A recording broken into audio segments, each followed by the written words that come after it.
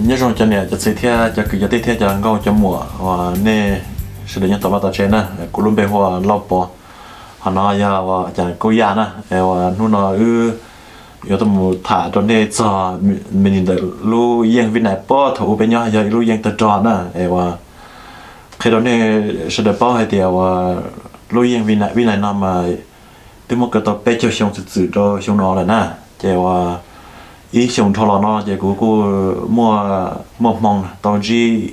nó chỉ thay nhau là sao chẳng hạn lên đó nè nếu tụ họ lười sai rồi cái thông theo tàn tròn nhau là sao chẳng hạn lên là theo ở bên lúc sớm bên này nhau đó họ nè giờ và bên cô tao chỉ thả lù là giờ và thầu cơn là giờ bên cô thả tàu lên nó nè bên thọ tàu lù yên bên này nó khó thì ý thì giờ thọ có thì mua lù yên bên này nó tỷ giờ là mỗi khó chơi thông theo ý khó chơi của sĩ đâu nên sẽ đợi tàn tròn chỉ thao luôn tới nó mà ý khó thì on nó chỉ giờ điều giống như lối dân bên này nó là một ý khó chơi và khởi bé mong bé bao vả thủ và bé tự cho là một nhóm cho họ lúc sừng họ nó sẽ khó thì on đó họ thì bé nó chỉ và xuất xuất xong xin nó muốn nè thời xong là chỉ xuất xong là chỉ bây giờ muốn nó chỉ bây giờ cho họ lối dân bên này họ chỉ thời xong nó chỉ muốn nó nè lúc có thì xong nó chỉ muốn nó lúc chỉ bây giờ họ ta sẽ khó nó chỉ mà đi hại tất cả đó chỉว่าthầu tao đi nó lại nó chỉ cho nó chứ nhớ cho họ lu trong và mong lời họ nè lu chẳng hạn lời họ cũng tao hay tiền tao xin nó cho nó chứ cũng cả đi nó lại nó chỉ tụ nữ lên xã hội nó hết tiền chỉ bây giờ lu số khi lu phi thiểu đây nè lu phi thiểu đây hay tiền tao xin nó cả luส่วนวินัยnó là một cái khó chơi thông theoอีขอเชิญเขิมห้องปะวะอีขอเชิญจอมห้องมาไปเจ้าน่าจะรูปพิธีน่าจะว่ายกให้จอรูหยีลีหนึ่งก็ชี้จอรูจวลีวันที่อีผ่านหนึ่งก็อ้อนะว่าขอชาโน่นมามั่วให้เดียมั่วตัวใหญ่ยอดเขาน่ะขอชาโน่แต่rồiมั่วให้เดียเขาวินัยน่าจะไปย้อนย้อนลีไปย้อนจีลีอ้อนู่เขาน่ะhọ thâu tớiน่าจะbây giờ mua ở cả là bây giờ mua suy hở để cho bây mùa say trâu ở London và nhau dây trong đời lúc yên từ trong bây giờ nè ở London mà nơi trận chiến hiện nay thì lúc nó chỉ hoa chiến khăn này mà lúc nào mà thủ bây giờ rồi sườn họ chỉ trận thành và tôi họ được ba bên là chỉ là nhớ tỏ là sao tỏ món tôi là một bữa tỏ trong hôm là tôi họ được bây tỏ sườn nó họ lúc nó chỉ là lúc là tại âm phơ Bà Chùm nó này lúc nào mà nhớ dễ nó cũng là chỉ thấu bây giờ không tự cho nó chỉ bây giờ kia thì u lò nó chỉ bây số kia nó chỉ bây giờ bông nó to muốn đây bây giờ một cái họ nó là chỉ ở họ trên nó là giờ cho bây sai tờ cao và bây cùng lúc phi ta họ thông tới nó là tôi mới ở họ trên gì và nhớ đó sao nó khai sinh ra và thấu bây giờ là cũng như kia là ý à giờ là một đôi tay thay là một cái họ sùn giờ bây giờ là sinh ra là thế chỉ mà bây họ chơi và lên mấy cái historical places nó chỉ bây giờ tao muốn để tôi cho một sai thế nào em thâu tới nó mà để với thải như lon gì đó để lúc ngàn nhớ cho họ với này họ nè lúc nó chỉ lấy mua lần ba tàu rồi chỉ là thì chờ bé hay thì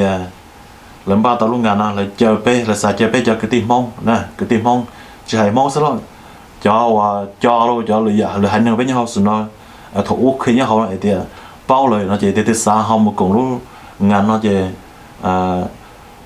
cho bé thì tôi bé một cùng hậu đó nè chỉ lúc ngàn nó mà giống một trò lúc gì thì nên có chỉ cho liền thì ý đó nè chỉ họ chỉnh chỉnh cho lời đó nè chỉ là lấy xa cỡ bé cho cô kỳ lạ dùng bà phù thấu và kênh nhau cho họ xử này nè muốn cho lại dùng bà cái phong kỳ yêu cho họ để cho tí nó chỉ cho nó chữ thay nhau họ chẳng qua lời họ nè là giống mấy bác kỳ lạ họ tọt sai bé cho cô kỳ lạ phù thấu là bé mua kê bé mua dùng bà ít nữa ok này là họ thâu khăn đấy nó chỉ là lúc chỉ thả bên mẹ anh đây ta sẽ được không chỉ là một thằng gì là khi đó này sẽ được bao thì bé cho cái team mong thay là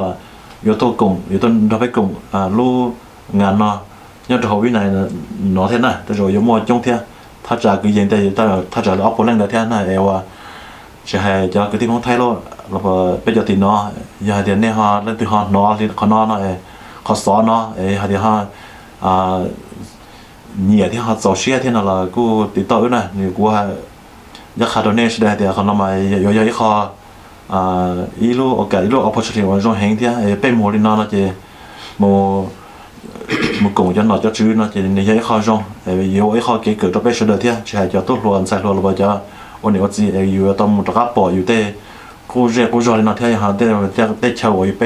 ถ้ากูไปเขาเนี่ยไปจีเราเขาลาที่จะเราไปเขาปอที่กูถ่ายใช้ลินเต้นะเจกูก็อาจารย์ยากูถ่ายเป็นจีจะเขากีฬาใช่ไหมยังบานที่จานะตอนนี้ก็ถ่ายโอเคอาจารย์เตอร์ว่าโรงเรียนนะกูอยากอาจารย์กูยอดต่อหัวเส้นพอมีสตาร์เนาะอีชาตัวนี้อีจงเนี่ยจงจีจะน่าจะว่าระยะจะพุ่งยืดว่าเท่าต่อหัวเยอะบานเนี่ยต่อหัวสุดวินัยchỉ hay nhau cho tới chạy Mỹ-ca nó sẽ Canada là một trong Hoa Kỳ là một trong Australia là hai cảnh đó trong này sẽ đời đối xử với này trở đi để đối tượng bọn tồn ra trong nó chứ nhau đó họ tới trở thái họ cho vật lời tàu sĩ thạ chỉ lỡ xa chỉ lỡ ra các món đối xử với này nó kho với kho bảo vật chê trong mong tàu một sai một xíu là thế này chờ tiểu ý định tới chờ tua tàu đối tượng bỏ tụi chơi tới giờ người giờ và na và thầm anh nè thầm anh phát thục thầm anh phát thục người uốn tới giờ ý tư và say sùa cái thông tiêu để sẽ đợi thế say sùa chỉ có để chờ thông tiêu đâu sẽ đợi là giờ này giờ nhớ cho IKPC KG nè nhớ cho chồng anh lời đã nếu cô đèn tới nó tôi chơi cả đối tượng bỏ họ chơi bé sẽ đợi chồng mong sau này sau tụi trẻ mong xứ trẻ này bao giờ và cho bây giờ là cho là nếu hay cho thế hay tiền lúa gì lên tôi và thì nên gọi chi một cho bé cho y nó chèm lại mua lưu viên này được khi rồi sẽ được ra cá muốn gì rồi một thông tiêu giờ nên là cô xã hay thì thầu u bên nhau cho hôn trong viên này là cô mua cho giờ bạn rong thế nhưng chỉ là có biết cho ít ba kilo mù lại cho nó cho chữ tí lại em ba ít ba cho kilo nó mà chỉ cho luôn á cho lâu tàu xí là chỉ lấy cho lâu tàu to cả cho nó chữ tí là lấy cho ba lâu xí thế bữa sau tới đó nè đối tượng bỏ cô xã thì có cô ba chia bây giờ cũng dương giờ bà nhớ đối với này đó bây giờ các mù cộng trò lu và thiên có chi lu gì thiên đồ thiên có chi cho bạn thì bây giờ in là nó một tên là muốn nó là một cha tới tại sao cho bây giờ cũng trồng dư giờ này lên từ xã thì lu xí hơi lu gì thiên đồ đó chỉ khó đã chỉ họ xã là các một số tế trở thái thì là nèo hú tua rồi cú nào cũng sao tông giờ trâu chi xa chi sụn chi bao trâu ít để đối tượng mà khi đối tượng tụ thì lên từ họ trâu xe chỉ hay để cho kỳ lạ thế này bây trong này chỉ cái tin cha sẽ là từ xã thì họ mù thì là nèo họ muốn về tua thì để cho cái mù rộng nó chi để bây giờ mù thông tin mù xì lười giả sư còn nói bây giờ các mấy sủa bây tê cổ tơ và là tê chơi nho thầu bây tàu kia tìm lo tê là mù trò sa thái này là nho đi chả nên chỉ là mua trâu nung đờ trò bên gì sủa tê chơi này có bây họ trả ra một bọ bây tê cô chơi bây lòn đời kia nói chỉ là tê mua ổn đời tôi chơi bây giờ đời như thế nào cũng rong xuyên đó ta cha tới đó này số lên số tuổi nè để này họ bao cho bao nhiêu cho bao lại bao nhiêu lo bao cho tôi nhớ cái này đó họ xả thì trả cá mũ là món bể tua lúc xưa mà bây giờ xả thì có bể bao chân cho tiền từ buổi mù là theo buổi mù trở lên mà bể lúc để lại họ bị bánแต่mà chỉ bút thầu lúc chỉ lý này sẽ cả này sẽ để họ mua bề từ chỗ xe thì sao đã có mua là họ mua bề tôi đồ bề thì họ mua bề tôi đồ cũ tụi thì ở giờ bàn là mua bề tôi đồ cũ nè từ từ thì sáng mua nó là đồ tôi bỏ cho khả năng thì họ hay tôi đồ tôi bỏ thì bề sẽ là xin bà mua rồi nó trồng nó chưa lấy chờ là cô mua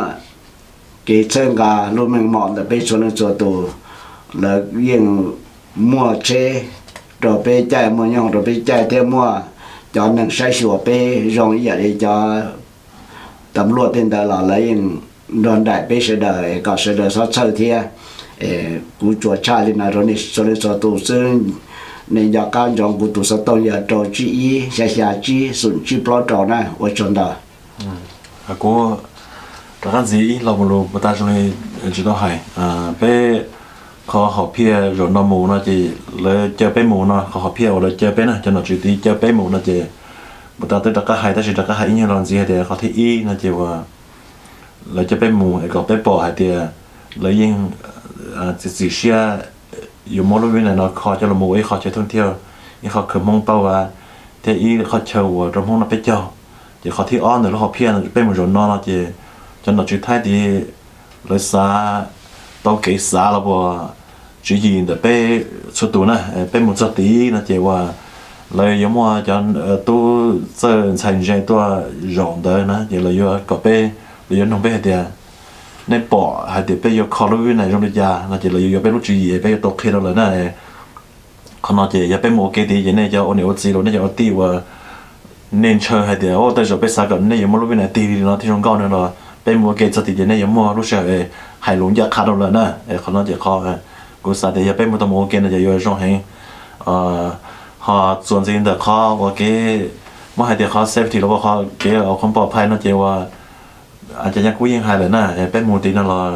เป็นรอเลยจะหนอจูจะเป็นย่อเขาก้านเลยจะเลยยิ่งใช้ไปนะจะขอตีเรายิ่งมัวตัวจริงสิ่งเลยรอไปเลยใช้ไปก่อนจงก็ไปหอมมูเรามูจงเที่ยแต่ก็เรานั่นเราก็เราจงเที่ยไหนขณะหายโดนเนี่ยจะเอาเนี่ยสิตัว自己先摸那个炒菜做啥呢？一看见呢，我还做给摸我洗头啥的也太呢，还然后呢叫我那自己的我工作了，就拿自己谈明去了。但是那么我还做啥给不忙了呀？俺来的可以搞叫那就我กู洗着呢，自己空了就洗着了，洗着好洗那个的到产业红呢。但是那就用洗着了，来只温住里头一了，为的所以应用上了，那就话要被摸，那么被摸状况多，那就带着被摸在大摸，那就来过被大，那就干多也只么那就那就被摸到那被做摸到了，那就话前面只包那包的话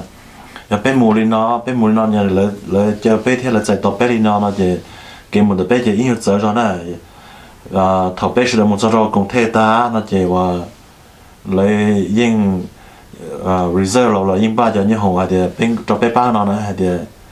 lúc sau từ nó chỉ bây giờ chơi như hồ được công thể một trong là chẳng hạn lấy là nè giờ bé một son trà nó là cho nó cho chữ thế cho họ luyện nó nhớ đâu xa chẳng hạn lên là lấy tôi tập bé lấy tôi chạy tập bé rồi lấy chạy tập bé lấy cho bé một cái cho họ chơi và lớn ba hay thì bây giờ我đã chỉ đó là chỉ lấy yếu tố giải tỏa bên trong đó nè này chọn này chỉ tiếng trà cụ đã can gì mẹ cho này sẽ đợi thì trở lại cái một bé một rồi nó chỉ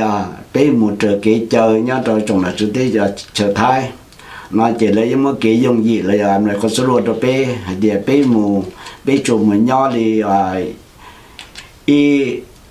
chỉ bảo là pro chỉ số mong đợi nhau cho công thể sư để lại mà mua nhông tới xa bé mua cho tỏ cho một lời đó chỉ hai trong này sẽ đợi đó là cho trọng phong như sẽ đợi giờ hai thì thả lên nó nên lương tư chỉ hai nhau cho mình sự tài chạy nhau khó tư giờ để cho xem về họ mua ở cho xem mua tiết không nó chỉ họ mua về tua trở đi họ Minnesota đó giờ bé mù đi chỉ cho khu nhà chỉ bỏ đi nó là lời tụ sai sửa cái thông theo để để trở thái nhớ rồi để trả mình cả nó đã cuối tuần đó sẽ được thả thì sẽ cho chạy này em muốn đi trả cho đi trả họ trở thành nhà ở California này họ một cho đi chi cho khu nhà chỉ là lỡ tụ sai số cái thông theo là nó chủ thay làตัวหมู่เคียเสด็จที่อย่างเก่าcòn nó hay đó này sẽ được bao liền là có sao nhiều xe sau thì nó để cho là lấy giờ lấy chơi bé là còn này lấy chơi nó chỉ giờ để bé sáng mùng xưa nó chỉ lấy chơi tôi chỉ lấy giờ mua con số đua liền là bé chỉ lấy giờ kia cho chạy mình chỉ là bé liền là hay đó này sẽ được bao có sao nhiều xe sau còn nó này cháu nè theo chất gì mà thế này cháu ý nhiều món nó nhiều lắm gì là bởi cho tốt hơn xài lúa và tết tu và để rồi bao lúa mì cả đó chỉ họ chỉ bao lúa Thái rồi chỉ bao lúa mông rồi bây giờ nó là nên hay thế này sáng một đợt bé nó là một đợt bé là bé ý mua cho bao lúa Thái lúa mông theo lúa mì cả rong nè bé giờ khi này mua để cho tí nên sao bao giờ từ cho lúc này họ mua cho này chất gì tao lấy khi nhớ họ vậy nên sao bao giờ nó là bây mua cho vừa khi này nè khi này thì lúc nào thấu nhớ hồi nhớ lấy cha nên nông chỉ bây giờ khi này nè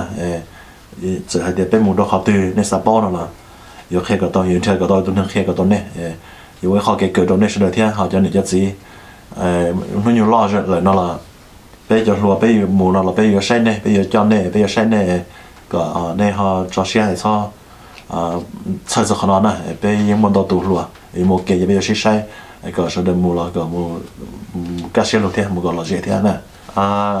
lúa cơn nó chỉว่าให้cho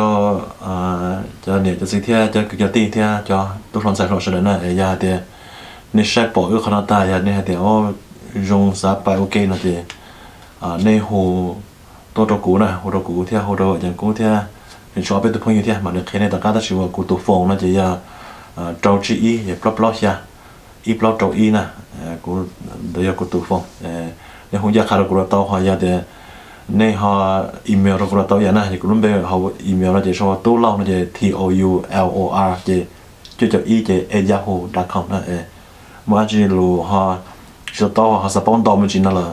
หูตะกูนะในหอเดี๋ยวตัวกูสปอนจะว่าเดินต่อเจอเท่านั้นแหละหูตะกูเท่ายาซาต่อหรือจะเราอยู่ซาโดนในป้อเท่าก็ในปอนะคนเราอยากเกี่ยวชินจะเช่นแต่เป็นเสด็จนะมื่อนั้นจริงๆในหูนกูต่อนะ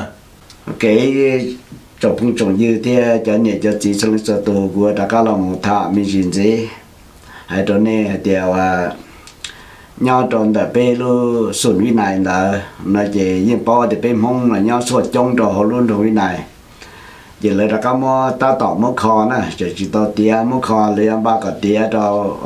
trong bản tên là tia đó lu gì lên tu nó vậy nên nó thế sao mua khi đó lu gì lên tu nó xã có bé cho thọ bé nhau rồi hồ sụn bé tàu cho phong dư sẽ đợi xuống số tù cho giờ bàn rồi rong thế cho họ nhẹ giờ bàn chờ đáng kỳ lạ nó nhau rồi họ hồ rồi này sẽ đợi giờ hai tiền này xem sự hợp cho lối gì lên tôi xong nó là nên ba xe đã có một con này ở khó chờ chỉ chê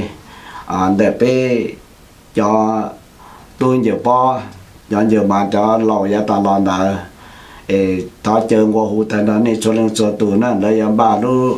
trong bàn cọt tia cho lú gì lên đôi nè cọt lấy tàu khi đầu anh chỉ đừng có chi mà cho anh chỉ biết cho ý nè giờ lên thằng qua hồ thành đó lấy trồng phong trồng dư này lên từ họ trồng xe thì